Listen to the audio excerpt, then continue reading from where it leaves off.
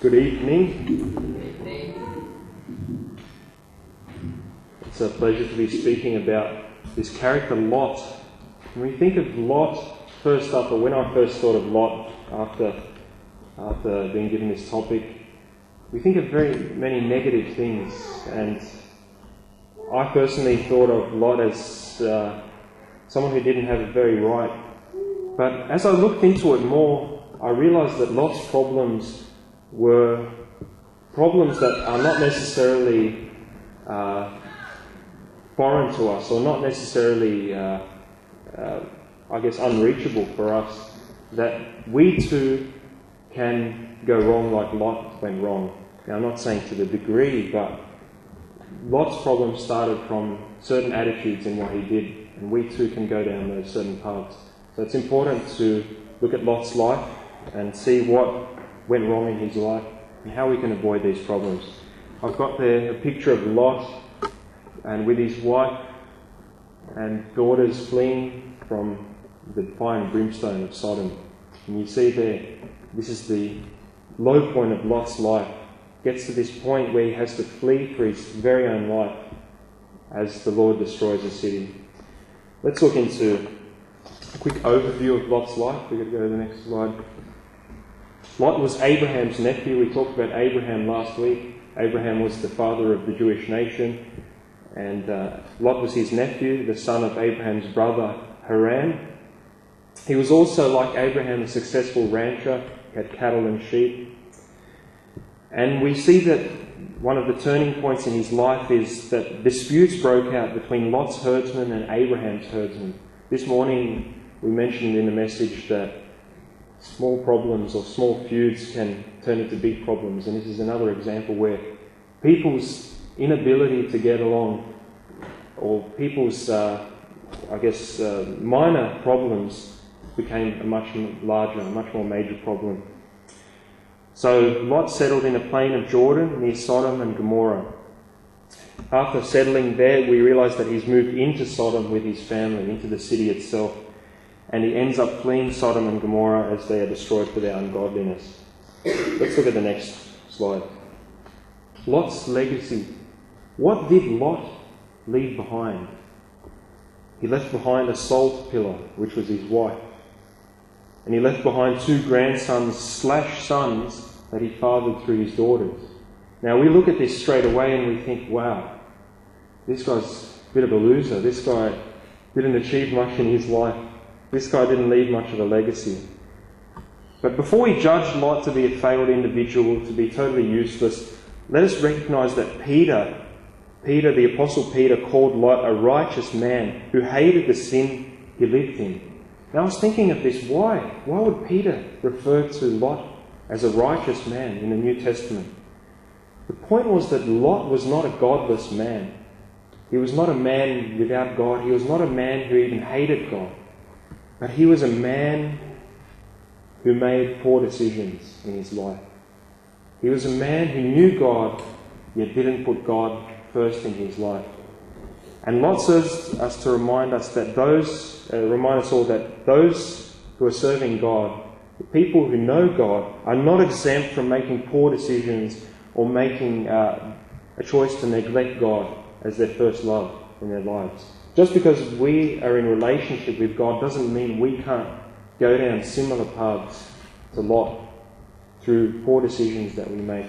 We know that one poor decision can lead to another poor decision. And so there's a cascade, and we get into all sorts of trouble, all sorts of shame is brought to God. So let us learn from the consequences. That's why we're here tonight, not to simply look at Lot's life and say, wow, that's what happened, but to look at it, to put it into practice, to put the lessons we learn into practice, to learn something from this person of the Old Testament. So let's look at the next slide. We're going to ask the question, what can we learn from Lot's life? What is it that we can apply? Let's get going. First aspect of Lot's life we want to learn from is a very unwise decision that he made. Let's read from Genesis 13, verses 5 to 13. It's up there.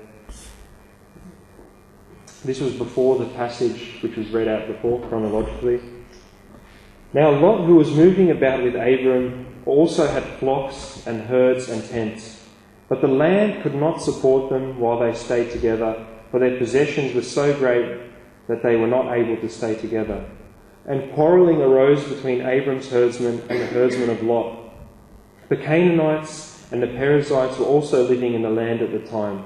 So Abram said to Lot, "Let's not have any quarrelling between you and me, or between your herdsmen and mine, for we are brothers. Is not the whole land before you? Let's part company. If you go to the left, I'll go to the right. If you go to the right, I'll go to the left." Lot looked up and saw that the whole plain of Jordan was well watered, like the garden of the Lord, like the land of Egypt towards Zoar. This was before the Lord had destroyed Sodom and Gomorrah. So Lot chose for himself the whole plain of the Jordan and set out toward the east. 2 men parted company. Abraham lived in the land of Canaan, and Lot lived among the cities of the plain and pitched his tents near Sodom. Now the men of Sodom were wicked and were sinning greatly against the Lord. Next slide, thank you. An unwise decision.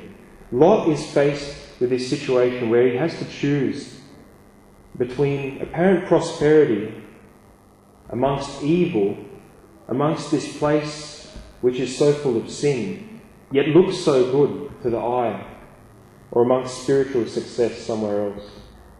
He's got in front of him this well-watered plain which appears to promise great wealth, great prosperity, and he's got to make the decision whether to go there and live near those cities which he knew of, whose sinfulness he knew of, and he's got this major decision to make. It is well known that the plain of Jordan and cities of Sodom and Gomorrah were an absolute hive of sin, and we saw, as in that reading that Noel read, the extent of their sin in Sodom and Gomorrah. And Lot does not place the matter before God. He chooses the path of apparent prosperity, and we all know, to disastrous results. Yes, he started off all right. He started off with a comfortable life, but we know what happened, and we know the terrible result of this decision. Now, God advises us to avoid sinful surroundings, even if it means giving up worldly prosperity. It's far better to live in worldly poverty than to be living hand in hand with sin, to be living richly in prosperity, yet enticing ourselves with all sorts of sin, with all sorts of trouble, in places that will lead us to trouble. And the thing I think is most important here is that Lot did not commit the decision to the Lord. He did not pray about the decision. There is no record here that the Lord and His will were considered in this decision that he made. The obvious can be misleading. His emotions must have been high. Wow, I've got all this land to take over and all this land to use for my business. And seeing all that well-watered land would have taken him over. His emotions would have been telling him, yes, go there. It'll be good for my family. Everything will be fine. Don't worry about the sin. We'll get through it. No one will be affected. Yet we saw what happened in the end. And this is so important. When we make decisions, that we look past the obvious. We don't take everything for face value. When something looks good, test it against the will of God. Test it whether it is pleasing and honourable to God. When we have a great decision to make it a matter of prayer. Ask the Lord and He'll surely guide you. He promises again and again in His Word that He'll guide you each and every step of the way. So I've finished off this slide with Matthew 16:26. What good is it for a man he gains the whole world yet forfeits his soul? Now this, I think, can be applied to the fact that to salvation, but the principle can also be applied to us Christians, that it is no good chasing after things which will perish and things which will lead us astray at the expense of God and at the expense of what God can do in our lives.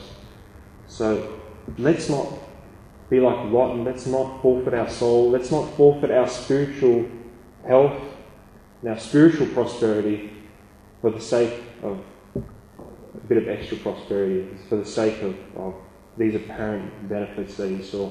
So let's learn from this unwise decision.